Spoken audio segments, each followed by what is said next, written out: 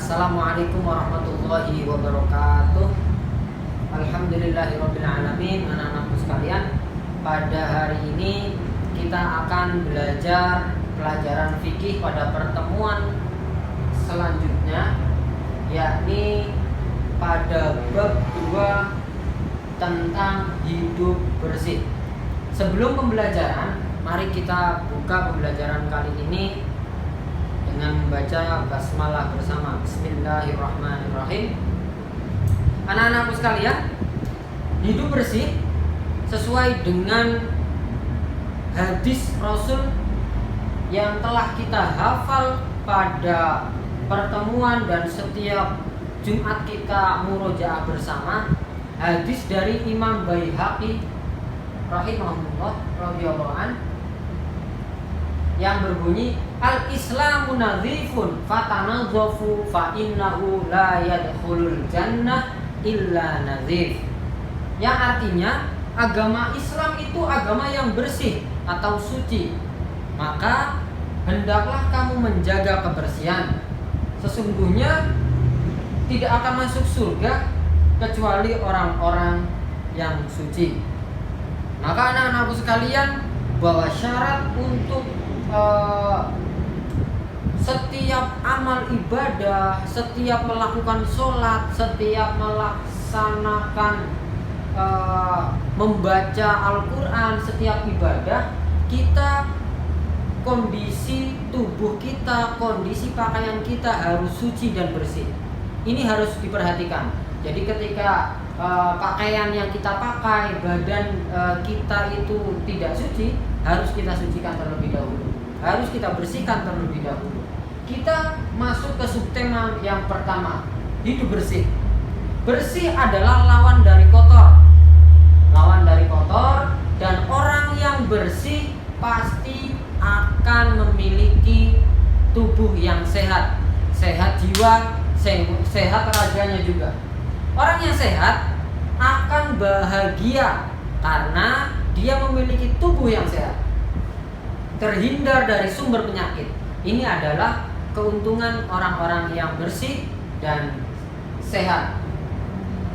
Selanjutnya, ketika kita memiliki kebiasaan untuk hidup sehat, untuk hidup bersih, maka sesungguhnya Allah itu mencintai, Allah itu menyukai orang-orang yang bersih, orang-orang yang suci. Maka agar kita dicintai oleh Allah, selalu harus kita jaga kebersihan, harus selalu kita jaga kesucian kita. Anak-anakku sekalian, berbeda dengan kotor. Orang yang kotor, anak yang kotor itu akan dekat dengan sumber penyakit. Anak yang kotor itu gampang terkena serangan penyakit. Dan anak yang kotor akan dijauhi oleh teman-temannya, karena kotor itu identik dengan bau. Kotor itu identik dengan hal yang menjijikkan. Ketika teman sekelas kita ada yang kotor, pasti kita akan menjauhi. Makanya agar tidak dijauhi teman, kita harus membersihkan diri kita. Allah pun tidak menyukai orang-orang yang kotor, anak-anak yang kotor, karena Allah itu mencintai orang-orang yang bersih, anak-anak yang bersih. Anak-anakku sekalian, selanjutnya bersih itu pasti akan sejajar dengan sehat. Bersih dan sehat, kebersihan itu pangkal kesehatan. Kebersihan adalah pangkal kesehatan, dan kebersihan sebagian dari iman. An-nazafatu minal iman. Maka dari itu, jaga kebersihan agar tetap sehat, menjaga kebersihan pakaian, menjaga kebersihan rumah, menjaga kebersihan kelas, menjaga kebersihan kamar. Itu harus dilakukan.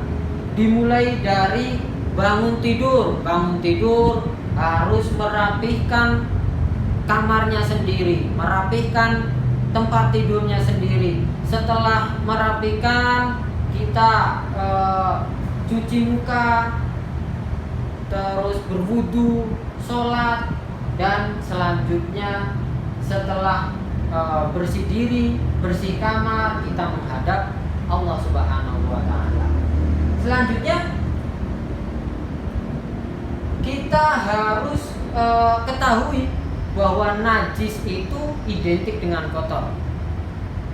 Najis itu identik dengan kotor. Maka hal yang najis itu pasti kotor. Tapi tidak selamanya kotor itu najis, kecuali kotoran. Kotoran itu pasti najis. Kotoran manusia, kotoran hewan itu najis, hukumnya najis. Maka harus kita bersihkan sebelum kita melakukan ibadah. Selanjutnya ada buang air. Ada buang air ini, perhatikan. Jadi ketika di kamar mandi, ketika di WC, itu harus memperhatikan hal-hal penting. Yang pertama, masuk dengan kaki kanan. Masuk kamar mandi, masuk WC, dimulai dari kaki kanan. Kalau keluar baru kaki kiri. Nah, ini sunahnya. Ada masuk kamar mandi. Dan jangan lupa, ketika kita ke kamar mandi, ketika kita ke WC, harus memakai alas kaki. Supaya apa? Supaya tidak terkena kotoran. Nah, itu. Dan ketika kita itu mau buang air, itu harus posisinya jauh dari keramaian, jauh dari orang, sehingga orang-orang tidak terganggu dengan bau tidak sedapnya. Selanjutnya, membaca doa ketika masuk kamar mandi atau masuk WC dan keluarnya juga, seperti yang kita hafalkan.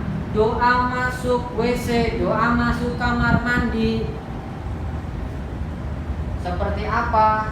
Doa keluar kamar mandi seperti apa? Nah, itu harus diperhatikan. Allahumma inni a'udzubika minal khubuthi wal khaba'ith. Nah, itu.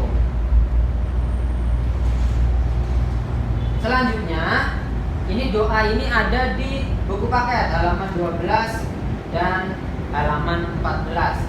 Selanjutnya, hal yang tidak boleh dilakukan saat buang air besar atau buang air kecil. Anak-anakku sekalian, diperhatikan juga. Ketika kita berada di kamar mandi, ketika kita sedang buang air besar atau buang air kecil, tidak boleh ngobrol, tidak boleh berbicara, berkata-kata, apalagi bareng-bareng ngobrol di dalam kamar mandi. Ini tidak boleh. Selanjutnya, tidak boleh membawa ayat-ayat Al-Quran atau hadis, karena ayat-ayat suci Al-Quran atau hadis ini adalah hal yang mulia. Tidak boleh dibawa ke kamar mandi ataupun dibawa ke WC. Selanjutnya, tidak buang air di genangan air, air yang tenang. Jadi ada genangan air di depan rumah, jangan kencing ataupun buang air kecil, buang air besar di air genangan itu, karena itu tidak mengalir. Itu akan ada di situ terus kotoran kita kalau kita buang di situ, dan itu mengganggu. Selanjutnya, tidak buang air di lubang tanah. Ini perhatikan, ketika ada lubang di tanah, ada dalam kondisi terpepet, wah ada lubang di tanah, jangan kencing di situ karena dikhawatirkan ada hewan di dalamnya, maka hewan itu akan merasa terganggu. Selanjutnya, tidak buang air di tempat perhentian karena mengganggu sesama yang berhenti. Jadi ketika di pemberhentian, misalkan di halte, itu jangan buang air kecil, buang air besar sembarangan. Diperhatikan, di samping itu mengganggu penciuman, mengganggu ketertiban juga.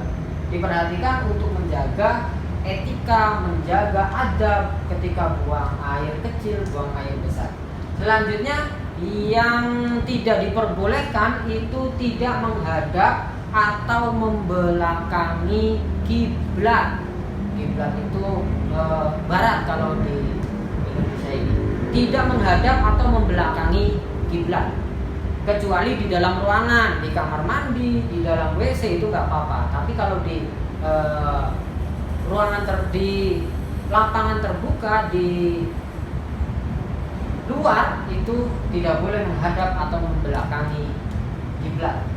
Demikian anak-anakku, untuk tugas di pertemuan kita kali ini fikih menulis doa masuk kamar mandi atau WC dan keluar kamar mandi atau WC. Terima kasih. Dari Bapak sekian, kurang lebihnya mohon maaf. Tetap jaga kesehatan, tetap semangat belajarnya. Wallahul muwaffiq ila aqwamit thoriq. Wassalamualaikum warahmatullahi wabarakatuh.